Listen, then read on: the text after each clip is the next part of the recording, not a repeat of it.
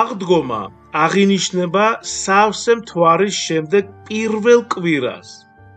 ჩვენ ვიცით, რომ მთვარეს აქვს რამოდენიმე ფაზა და როდესაც აი ეს ერთ-ერთი ფაზა, როდესაც მთვარე სავსე არის, ამის შემდეგ პირველივე კვირა, რომელიც იქნება.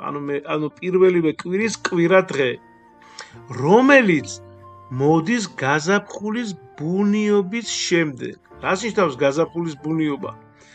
გაზაფხულის ბუნიობა ნიშნავს იმას, როცა დღე და ღამე ერთი და იგივე ხანგრძლივობის არის. 325 წელს მეგობრებო, ნიკეაში პირველი მსოფლიო კრების, ესე იგი, მამებმა დაადგინეს. ნახეთ, აღდგომის დღესასწაული უნდა აღინიშნებოდეს გაზაფხულის ბუნიობის მომდევნო სავსე მთვარეობის შემდგომ. პირველ კვირა დღეს. ესე იგი, კიდე ერთხელ, ნახეთ, კიდე ერთხელ გავიმეორებ, რომ აღდგომის დღესასწაული უნდა აღინიშნებოდეს გაზაფხულის ბუნიობის მომდევნო სავსე მთვარეობის შემდგომ პირველ კვირა დღეს. ამ დადგენილების მიზანი ის იყო, რომ აღდგომის დღესასწაული წინ არ უნდა უსწრებდეს და არც უნდა დაემთხეს იუდეველთა პასექს.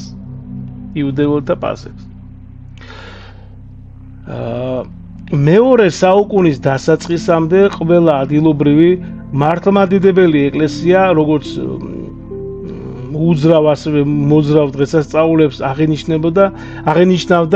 აღნიშნავდა უკაცრავად იულიუსის კალენდრის მიხედვით, მეგობრებო. კათოლიკებმა, ესე იგი, პაპა გრიგორი მე-13-ის ინიციატივით მე-16 საუკუნეში განახორციელეს კალენდარული რეფორმა და შემოიღეს ეგრეთ წოდებული გრიგორიანული კალენდარი. მათ მაგალითს, ესე იგი, შემდეგ პროტესტანტებმაც მიბაძეს. ხო. ნახეთ, 1924 წელს შემდეგ კონსტანტინოპოლის ადგილობრივმა ეკლესია გადავიდა ახალ სტილზე. ანუ ეგრეთ წოდებული შესწორებულ იულიუსის კალენდარზე. რეფორმის მთავარი ინიციატორი იყო კონსტანტინოპოლის პატრიარქი მელეტი მეტაქსაკისი.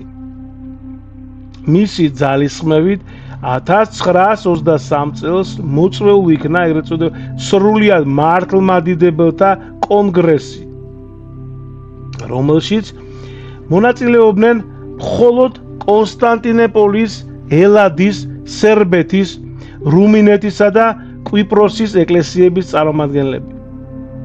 სულ, ესე იგი, 10 კაცი. ამ კონგრესზე კალენდრის რეფორმის გარდა განიხილებოდა საკითხები ხელდასხმის შემდეგ მღვდლების და დიაკვნების ქორწინების, დაქვრივებულ სასულიერო პირთა მეორედ ქორწინების, მარხვებისა და ღვთისმსახურების შემოკლების, ეკუმენისტური ურთიერთობების, ყოველთა მართლმადიდებელთა კრების მოწვევის შესახებ და სხვა. პატრიარქ მელეტი მეტაქსაკისის ბიოგრაფიიდან ცნობილია, რომ 1908 წელს იერუსალიმის პატრიარქმა დამიანე მის წმინდა საფლავის ძმობიდან გააძევა. 1920 წელს ათენის მთავარეპისკოპოსის კათედრიდან გადააყენეს, ხოლო 1923 წელს სამღვდელოებისა და მრევლის უკმაყოფილების გამო კონსტანტინოპოლის კათედრიდან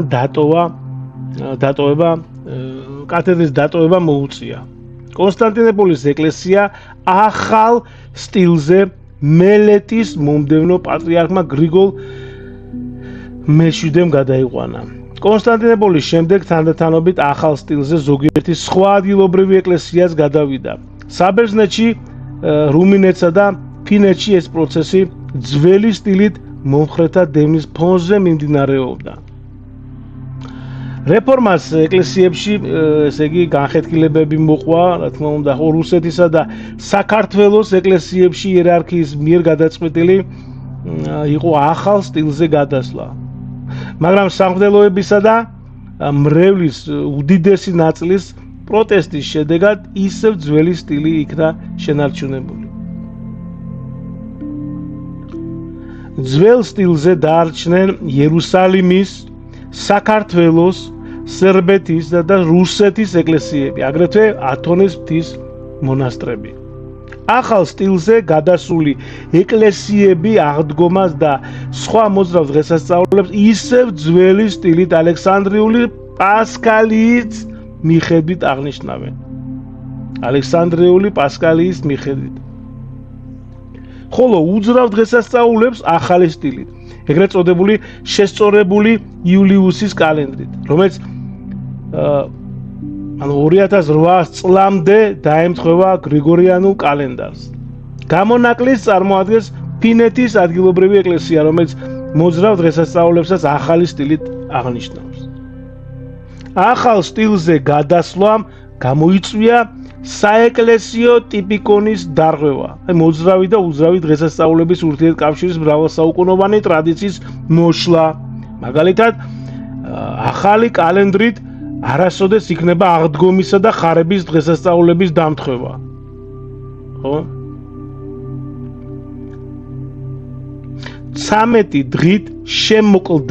13 დღით შემოკლდა პეტრე პავლობის მარხვა და ზოგიერთ წელს ის საერთოდ უქმდება, დრო აღარ რჩება მისთვის. ანუ ზოგადად მეგობრებო, კალენდრის ცვლილება იყო დიდი განსასწრელი, რომელმაც მართლმადიდებელ ეკლესიას მძიმე ჭრილობა მიაყენა. ხელი შეუწყო განხეთქილებებს, მტრობას და დაპირისპირებას მორწმუნეთა შორის. დაირღვა ერთსულოვნება და შესუსტდა ერთობა და სიყვარული. ღმერთმა შეგიწიროთ ყველას და ღმერთმა გაგახაროთ, ვიც მისმენდით და კიდევ ერთხელ მინდა გთხოვოთ, რომ გამოიწეროთ არხი. დაგლოცოთ ღმერთმა და რაც მთავარია, მეგობრებო, რაც ყველაზე მთავარია, დავრჩეთ და ვიყოთ ქრისტეს მიმართ ერთგული. მადლი უფლისა ჩვენისა იესო ქრისტესი და სიყვარული ღვთისა და მამისა და ზიარება სული საწმინდისა იყოს თქვენ ყოველთა თანა. ამინ. მადლობა.